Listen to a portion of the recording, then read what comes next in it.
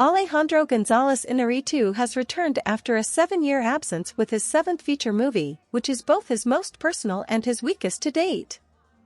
The movie Bardo, which bears the subtitle False Chronicle of a Handful of Truths, blatantly imitates the narrative style and the structure of Federico Fellini's movie 8 and a Half.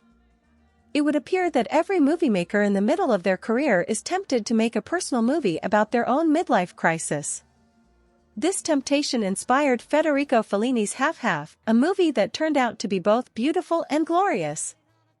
Other movie makers, such as Woody Allen, Bob Fosse, and Pedro Almodovar, used this movie as a model for their temptation and chose to display it in a straightforward manner because of its influence.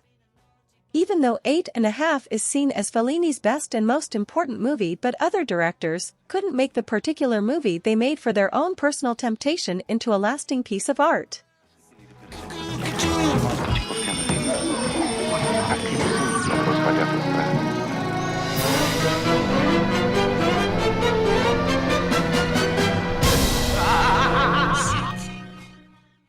Bardo is unable to persuade us as to what the primary issue is or why his hero is so befuddled.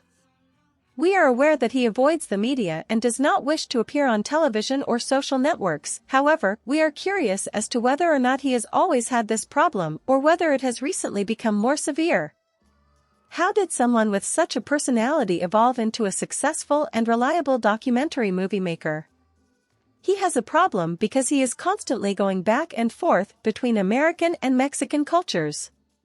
Even though he has been making documentaries for a long time and has seen many economic, political, and cultural problems in the world, it seems that his mental health has gotten to the point where any news is painful and hard for him to deal with. If we assume that he recently lost his strength and patience to face these facts, we need to know why and where he lost these qualities. We occasionally overhear him discussing family issues and crises. However, we never see this. Because every time we see a picture of his family, we see his wife and 2 children living a contented family life. So, where is this problem he's referring to?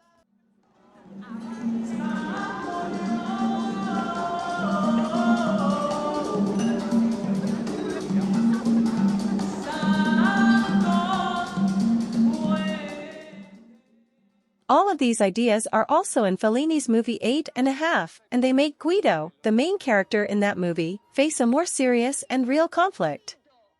In Bardo's movie, though, they stay just ideas that don't do anything.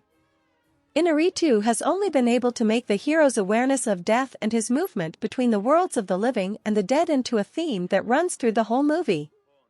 This is the only idea from 8 and a Half that Iñárritu could completely use in his movie. Bardo's movie benefits greatly from its use of Cinemascope framing and wide-angle lenses to boldly create a peculiar perspective, which is integral to the design of its challenging sequences. It should come as no surprise that he won the award for Best Achievement in Directing for 2 consecutive years in a row, the first time in 2015 for Birdman, and then again in 2016 for The Revenant.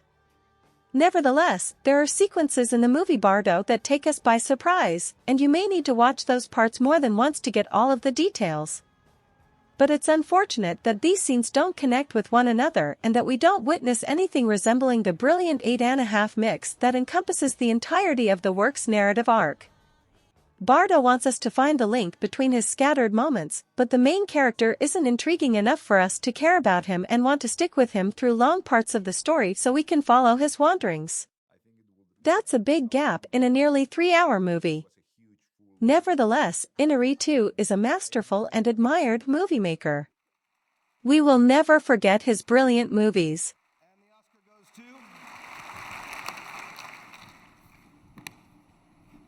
Alejandro G. Iñárritu. This is the 4th Oscar and 7th nomination for multiple nominee tonight, Alejandro G. Iñárritu.